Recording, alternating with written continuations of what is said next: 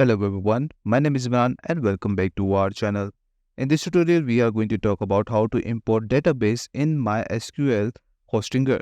It's a very quick and easy tutorial, so let's get started. Once you log into your Hostinger account, you might end up in your home page and this is where you will see your Hostinger plan. Click on Manage. It will take you right over here and on the left side of the menu, find database, which is at second last option. Click on this and you need to click on PHP My Admin. Here you will see all the SQL bases and make sure to go to the right SQL base. So I'm going with the random one right now to show you how you can import new database. So I'm going with the first one right now. Once you click on that, it might take some time to load up and this is where you will end up. At the top, you will find import button. Just click on this option and here you can see we have an option for file to import.